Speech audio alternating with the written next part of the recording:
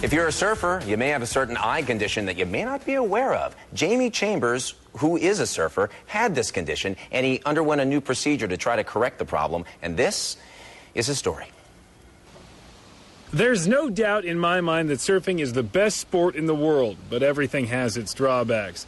And if you've seen as many sunsets as I have, you might have gotten one as well. It's called a pterygium. It's a growth on your eye caused by overexposure to sun. Some call it surfer eye. Doctors in the past told patients to leave them alone because they grow back almost 50% of the time. But with a new procedure out that claims great results with a growback rate of less than 5%, I thought I'd give it a try. So I'm all ready for surgery, got my short sleeve shirt on so they can get an IV in. I've also fasted for 6 hours, no water right before the surgery, and you gotta put the eye drops in, antibiotics. Sort of stings, but it's not that bad. As I get prepped for surgery, the doc tells me about the procedure. We cover the area where we've removed the growth with a small piece of normal tissue that's paper thin that comes from the same eyeball, but we borrow it from underneath the upper eyelid.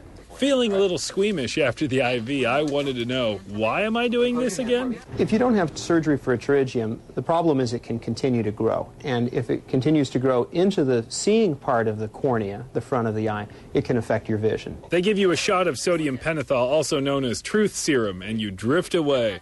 When you wake up on the table, the doctor is talking and joking with you while he removes the growth. Then it's all over. It takes about 20 minutes. Well, I have to say that was almost fun with the anesthesia.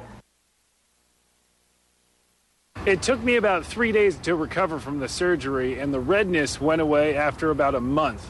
And this is what the final results look like. From the Harvard Eye Associates office in San Clemente, Jamie Chambers, KTLA News.